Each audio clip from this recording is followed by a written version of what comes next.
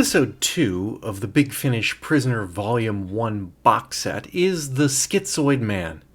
This is another reinterpretation of an original episode from the TV series.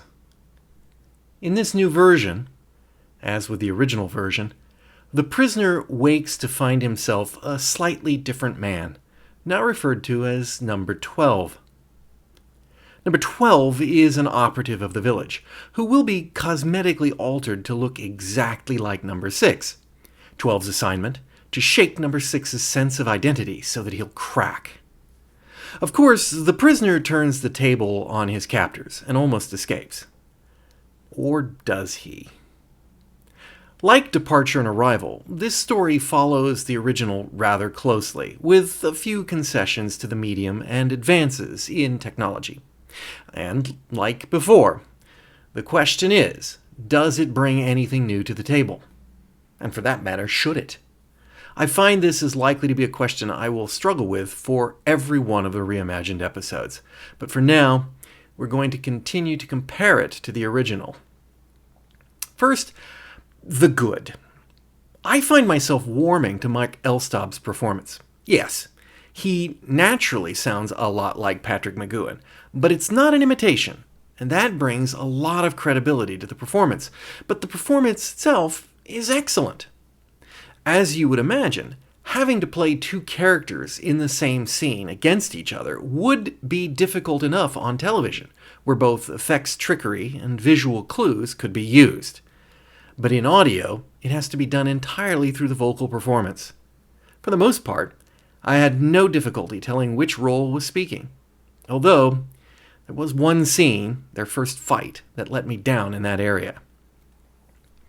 One improvement from the previous story, this one had no narrating of the prisoner's movements for the benefit of the audience. The biggest areas of difference in this story seem to be that it is, more or less, a continuation of Departure and Arrival. In the previous story, Number 9 had provided the prisoner with an electropass, allowing him to fly away in a high-tech helicopter. At the start of this story, Number 2 then brings the prisoner back, all the while making sure that Number 9 realizes that she was a pawn in the game all along. In the original Schizoid Man, the prisoner triumphs over the evil doppelganger and, impersonating him, makes an escape attempt. An attempt that was thwarted by what seemed to be an accidental slip-up in the prisoner's bluff of the doppelganger's character. Number 2 seizes on that to give Number 6 a little taste of hope, and then pulls it away.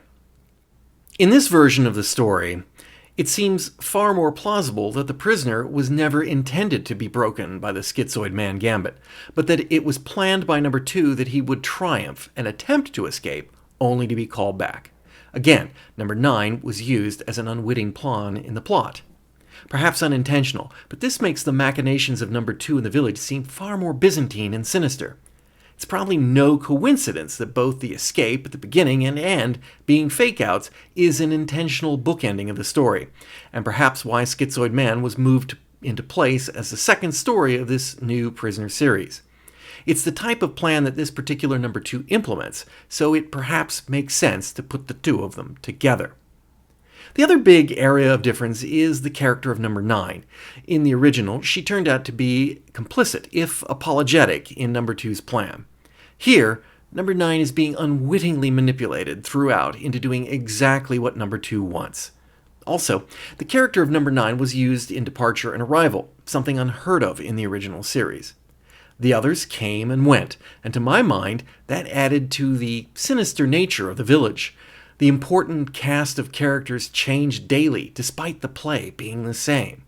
It also created a greater sense of isolation for the prisoner. He's not supposed to trust anyone. He can't rely on anyone being there tomorrow, and can have no hope of relying on anyone ever. At this stage of the game, I don't like this change. I can see why you might have valid story reasons, as indeed perhaps this instant did, but I don't want to see it become a hallmark difference between the television series and these audio dramas. The prisoner must stand alone against the machine. In conclusion, it's another enjoyable story, but it was an enjoyable story because the original was an enjoyable story.